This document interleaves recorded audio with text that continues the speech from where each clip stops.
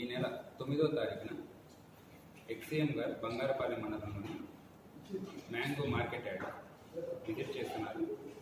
దానికి సంబంధించిన వచ్చిన అప్లికేషన్లో ఉదయం 11 నుంచి మధ్యాహ్నం 2 లోపు ఆ మార్కెట్ యార్డ్కి విజిట్ చేసి ఆ లోకల్గా ఉన్న ఫార్మర్స్తో ఇంటరాక్ట్ అవ్వడం, వాళ్ళతో మీటింగ్ పెట్టుకోవడం అనే ఉద్దేశంతో అప్లికేషన్ పెట్టడం జరిగింది. అప్లికేషన్ని మాజీ ఎమ్మెల్యే సునీల్ కుమార్ గారు సబ్మిట్ చేయడం జరిగింది. దానిలో మెన్షన్ చేసిన మరొక విషయం, సుమారుగా 10,000 మంది మొబిలైజ్ అవుతారు అని చెప్పారు. సో ఇచ్చిన అప్లికేషన్ యొక్క పర్పస్ మ్యాంగో ఫార్మర్స్తో ఇంటరాక్ట్ అవ్వడం, వాళ్ళతోనే మాట్లాడడానికి, వాళ్ళ కష్ట నష్టాలు తెలుసుకోవడానికి, అలానే ప్రభుత్వం ఏదైనా సరే చేస్తుందా, ఏం చేయట్లేదు అనే ఉద్దేశంతో వాళ్ళని మాట్లాడి వాళ్ళ దగ్గర నుంచి ఫీడ్బ్యాక్ తీసుకోవడానికి వస్తున్నారు. సో దీనికోసం మేము మొత్తం ఇప్పటివరకు ఫీల్డ్ విజిట్స్ చేయడం జరిగింది. అలానే హెలీప్యాడ్ ఎక్కడ ఉంది, మ్యాంగో మార్కెట్ యార్డ్కి ఏ రూట్లో వస్తుంటారు, దీని గురించి మొత్తం వర్కౌట్ చేయడం జరిగింది. ఈ వర్కౌట్ చేసిన తర్వాత మేము హెలీప్యాడ్ వద్ద సుమారుగా 30 మందికి మనం పర్మిషన్ ఇవ్వడం జరిగింది. అలానే కాన్వాయ్ వెహికల్స్కి పర్మిషన్ ఇవ్వడం జరిగింది. మార్కెట్ యార్డ్ దగ్గర రోజు 500 మంది రైతులకు పైగా వాళ్ళ వెహికల్స్లో వస్తుంటారు. సో ఈ మీటింగ్ కొరకు, ఇది పబ్లిక్ మీటింగ్ కాదండి, ఓన్లీ మ్యాంగో ఫార్మర్స్తో మాట్లాడడానికి, వాళ్ళతో ఇంటరాక్ట్ అవుతున్న ఇష్యూ కోసం వస్తున్నాం కాబట్టి మనం మరొక 500 మందికి వచ్చి ఇంటరాక్ట్ అవ్వడానికి పర్మిషన్ ఇవ్వడం జరిగింది.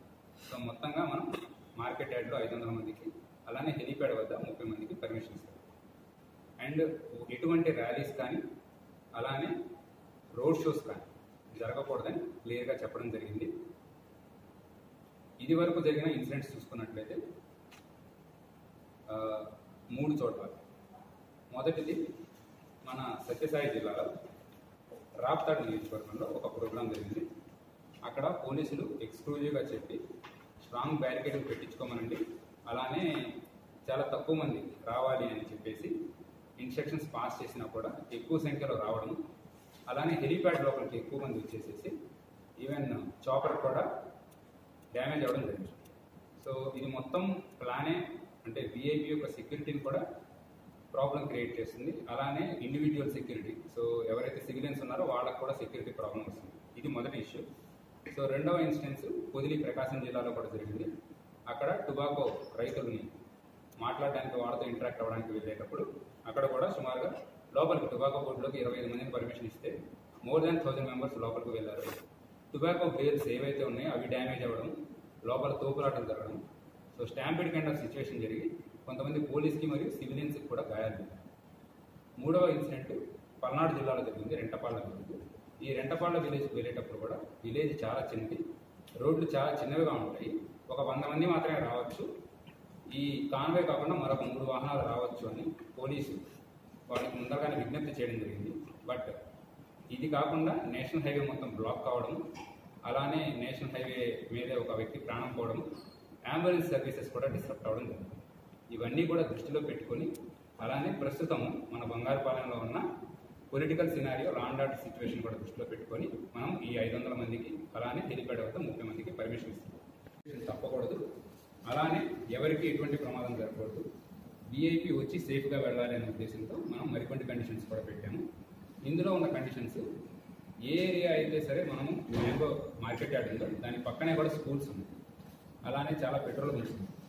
సో స్కూల్స్ అవన్నీ కూడా టైం లేట్ అయితే డిస్ట్రప్షన్ అవుతుంది, పిల్లలకి ఇబ్బంది అవుతుంది, ఇన్కన్వీనియన్స్ అవుతుందనే ఉద్దేశంతో మనము వాళ్ళకి స్ట్రిక్ట్గా టైమింగ్స్ ఫాలో అవ్వమని చెప్పడం జరిగింది. అలానే హెలీప్యాడ్ వద్ద ఇంతకుముందు జరిగిన ఇన్సిడెంట్స్ని దృష్టిలో పెట్టుకొని స్ట్రాంగ్ బ్యారికేడింగ్, డబల్ లేయర్ వేసుకోమని చెప్పడం జరిగింది. ఏరియాలో ఎటువంటి ఇష్యూస్ జరగకుండా సీసీటీవీ కెమెరాస్ వాళ్ళని పెట్టించమన్నాము. అలానే హెలీప్యాడ్ వద్ద 30 మందికి మాత్రమే పర్మిషన్ ఇవ్వడం జరిగింది. మ్యాంగో ఫార్మర్స్తో వాళ్ళు ఇంటరాక్ట్ అవ్వడానికి 500 మందికి, ఎటువంటి పబ్లిక్ మొబిలైజేషన్ జరగకూడదు, అలానే ఇంపార్టెంట్ జంక్షన్స్ వద్ద ఎటువంటి ట్రాఫిక్ జామ్స్ దయచేసి క్రియేట్ చేయవద్దు, మొబిలైజేషన్ చేయవద్దు అని ఎక్స్క్లూజివ్గా చెప్తున్నాము. దీనికి సంబంధించి నోటీసెస్ కూడా ఇవ్వడం జరుగుతుంది. ఇదంతా కూడా మనము కండిషన్స్లో మెన్షన్ చేసి మనము కండిషనల్లో ఉన్న పర్మిషన్స్ ఇస్తున్నాము. సో ప్రీవియస్ ఇన్సిడెంట్స్ ఇవన్నీ దృష్టిలో పెట్టుకొని మేము చేసే విజ్ఞప్తి ఒకటే, ఎవరు కూడా ఎక్కువ సంఖ్యలో మొబిలైజ్ చేయవద్దు. ఇది అతిక్రమించి ఎవరైనా మొబిలైజ్ చేసినా, అలానే పబ్లిక్ ఇన్కన్వీనియన్స్ జరిగినా, ఎటువంటి లా అండ్ ఆర్డర్ ఇన్సిడెంట్స్ వచ్చినా ఖచ్చితంగా చట్టపరంగా చర్యలు తీసుకోవడం జరుగుతుంది. Thank you. ఇప్పుడు మనము లా అండ్ ఆర్డర్ కంట్రోల్ చేయాలి. మీరు ఆ మార్కెట్ యార్డ్ చూసినట్లయితే ఒకవైపు రైతులు ఉంటారు, రైతులు సుమారుగా 500-600 మంది ఉంటారు. మీరు ఎక్కువ మంది సంఖ్యలో తెచ్చారంటే ఖచ్చితంగా రైతులకి ఇబ్బంది అవుతుంది. మనం రైతులతో మాట్లాడడానికి వచ్చి వాళ్ళని ఇబ్బంది పెట్టడం అనేది కరెక్ట్ కాదు.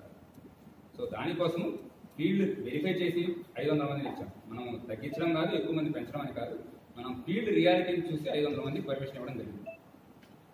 సో ఒక పబ్లిక్ మీటింగ్ ఏదైనా పెట్టుకోవాలంటే అడగాల్సిన పర్మిషన్ ఒక పబ్లిక్ మీటింగ్ కోసం అడగాలి. ఇప్పుడు అడిగిన పర్పస్ నేను ముందరే చెప్పాను, మ్యాంగో ఫార్మర్స్తో ఇంటరాక్ట్ అవ్వడానికి వస్తుంది. ఇంటరాక్ట్ అవ్వడానికి మ్యాంగో ఫార్మర్స్తో మాట్లాడడానికి 10,000 మందిని తీసుకురావాల్సిన అంత అవసరం లేదు కాబట్టి మనం 500 మంది వరకు పర్మిషన్ ఇచ్చాం. సో వాళ్ళకి ముందరగానే అందుకే మేము విజ్ఞప్తి చేస్తున్నాం. ఇప్పుడు సడన్ గా చెప్తే వాళ్ళకి కష్టం కావచ్చు. ఇప్పుడే మండలం లీడర్స్ వాళ్ళకి కూడా మనం చెప్తాము, ఎక్కువ సంఖ్యలో రావద్దు. ఎవరైతే సరే ఇంపార్టెంట్ లీడర్స్ ఉంటారో, ఇంపార్టెంట్ మెంబర్స్ ఉంటారో 500 మంది వరకు మొబిలైజ్ కానీ 500 మంది వరకు వస్తే మనకు అక్కడ ఎటువంటి ప్రాబ్లం ఉండదు. ఇదే ఏదైనా ఎక్కువ మందితో ఇంటరాక్ట్ అవ్వాలనుకుంటే ఒక పబ్లిక్ మీటింగ్ కనుక మనకు పర్మిషన్ పెట్టినట్లయితే మనం దానికి తగినట్టు చర్యలు తీసుకుంటాం. పోలీసు బందోబస్తు సార్.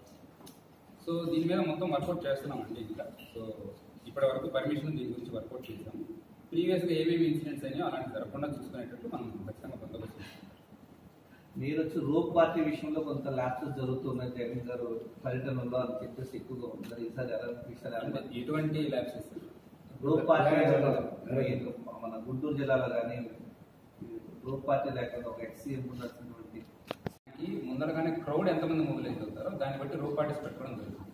మనం ఎక్స్క్లూజివ్గా పర్మిషన్ 100 మెంబర్స్కి 200 మెంబర్స్కి 500 మెంబర్స్కి అని చెప్పినప్పుడు దానికి తగినట్టుగా మనం బందోబస్తు పెట్టుకుంటాం. ఇంకా కొంచెం ఎక్స్ట్రానే పెట్టుకుంటాం.